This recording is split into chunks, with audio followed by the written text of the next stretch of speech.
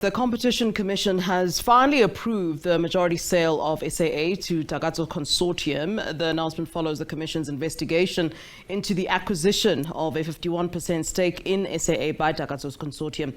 The Competition Commission says it approved the deal on condition that Takatso agrees to retain a minimum number of employees. Another condition includes starting a process to allow some shareholders in the consortium to exit the deal in the spirit of fair competition in the domestic airline. This after the Commission found that the merger was likely to result in limited competition, as some Takatso shareholders were linked to SAA's rival company Lift Airline. The Commission says this is to prevent the sharing of sensitive information among competing airlines. Let's talk about this further. We are joined by Dr Guy Leitch, who's an aviation analyst and the editor of SA Flyer. Very good evening to you, sir. Thanks so very much for joining us here on SABC News. Good, nice to be with you. All right, let's start then by talking and maybe going a step back for the sake of our viewers and just discuss some of the issues that were, in contention when it came to this particular sale. Well, of course, the Takatso Consortium deal, the sale to what the Department of Public Enterprises has called a strategic equity partner, in other words, a private entity that owns more than 51% of the airline, has been mired in controversy and even court actions trying to oppose it.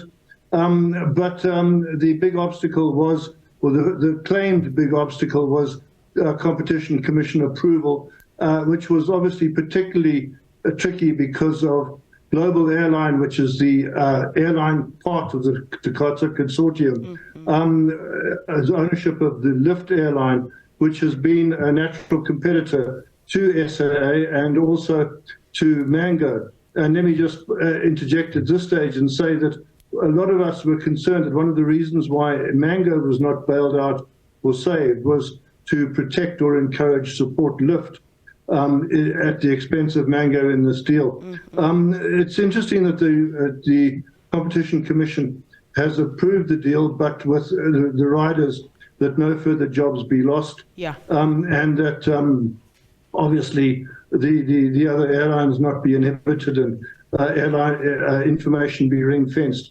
I think it's a good sign. However, I am concerned that this is not the only obstacle that remains to the completion of the Takatso deal.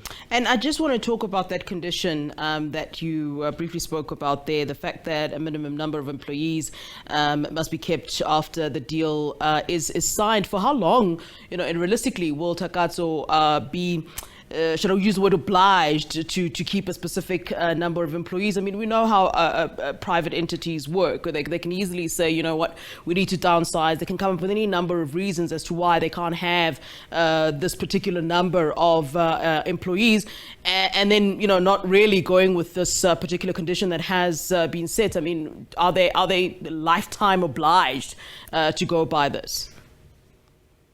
I'm afraid I'm not familiar with that particular detail of the competition's judgment, but it's not important simply because the airline is on a massive rebound.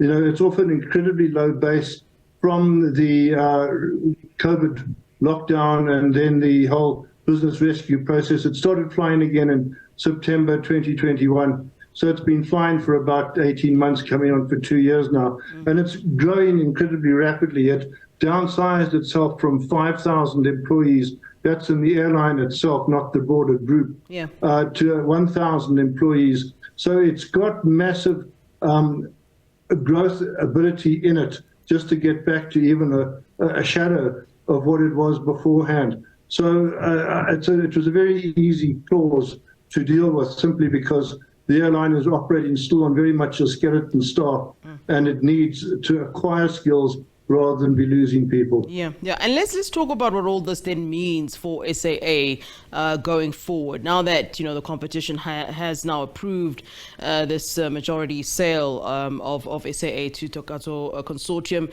does this mean that all those concerns that we've had over SAA, those strikes that we've seen, does this mean that is this a good thing for SAA?